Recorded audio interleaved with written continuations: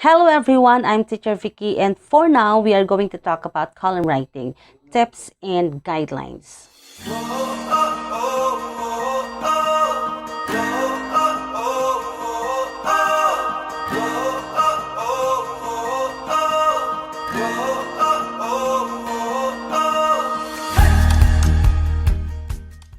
What you will need in column writing is, of course, your opinion and your ability in writing. Okay, so it must be interrelated because column writing is more of opinion, but it must be based on factual information. So there is a news, and you have to share your opinion about it. And of course, you have to be very good in writing. That's why it must be connected to one another. Your opinion and your writing ability. There are so many kinds of column writing. So we have arts and culture, business, spirituality, environment, fashion, books, and a lot of things, even technology or food.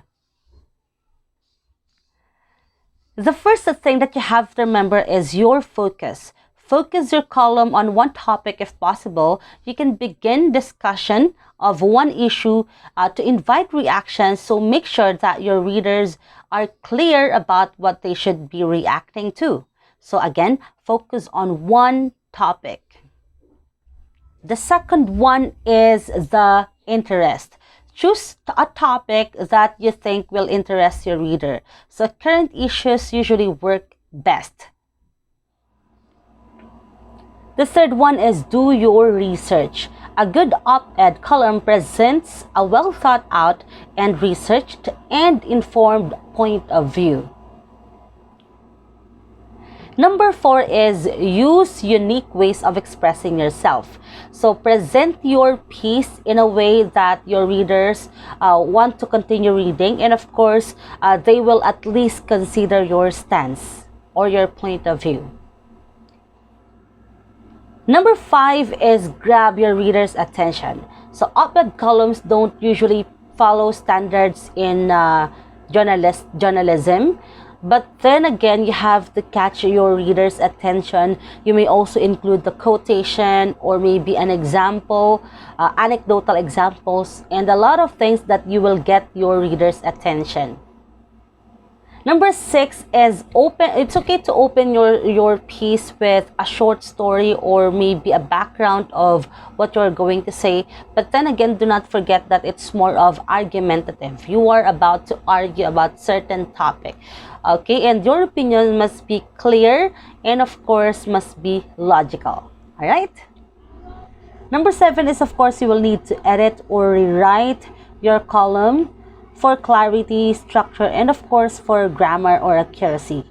Your article should make sense of readers rather than yourself, so do not be afraid to rewrite as necessary.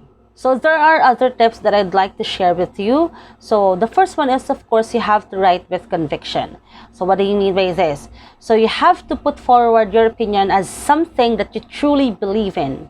Okay, so you have to argue your case with conviction. You have to be confident in what you are saying. Of course, your opinion must be supported with factual information. You're not just giving your opinion without any supporting details about it. Okay, number 2, just like what I told you a while ago, you have to maintain your focus. Focus on one topic as much as possible. Okay, that is another way of making a strong impression on your readers. Okay, and of course your aim is to convince them that your point of view is worth considering. Okay, so that is your main goal. The next one is, of course, understand opposing viewpoints. Okay, so be mindful that it's not only focused on your viewpoint, but of course you have to argue with viewpoints from all sides. So anticipate objections, okay, or maybe rejections from the readers. But then again, you have to debunk or you have to prove your opinion or your viewpoint with sound reasoning. So if you're not really familiar about the opposing view, then you will not be able to argue your points well. Okay, so you have to be aware with the opposing sides. All right, so just the number 4 is, of course, you have to refer to facts. So your arguments, no matter how logical it is, it will not be useful unless it will be backed up with facts, or it will be supported by factual information, okay? But then again, you don't have to overdo by dumping too many statistics, okay, by presenting a lot of data to your readers, okay, because they will not focus on these data that you will present.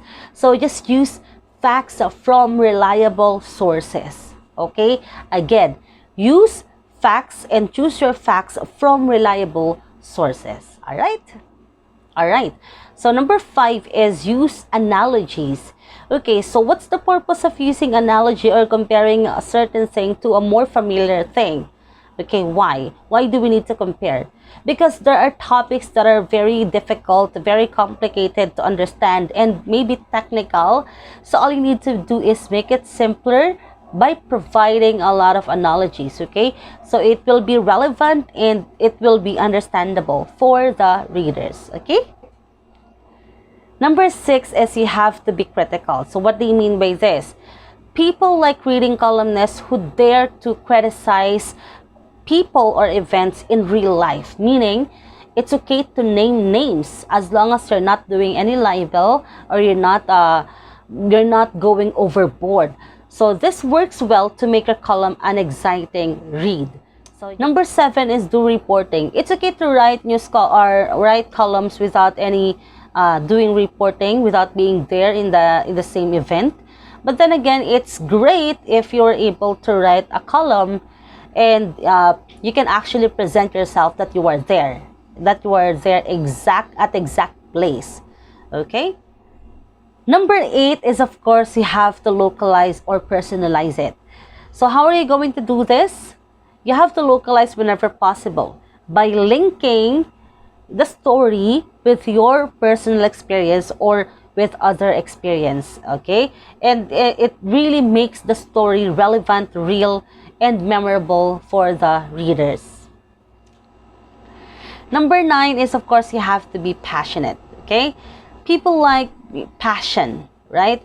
People want passion. So, of course, if you are not really passionate about what you are writing there, readers can also sense that. Readers can also feel that your article doesn't really excite them anymore, okay? So, if it doesn't excite you while you're writing, so of course the readers will do the same thing, or will feel the same thing, okay? So be passionate in everything that you do. All right? And lastly, which is I think the most important one, is, of course, if you are going to criticize, you have to provide your solution, because other columnists just criticize without even providing an answer or solution about the issue, okay? So of course the readers, or most of the people read columns because they want to know an answer, okay? They want to be provided with the solution, okay? Just provide solution or give them the answer. All right? Thank you very much for listening to, and of course for participating in this video lesson. I hope you learned something. Again, I am Teacher Vicky, and see you on the next video about campus journalism. Enjoy the journey. Bye!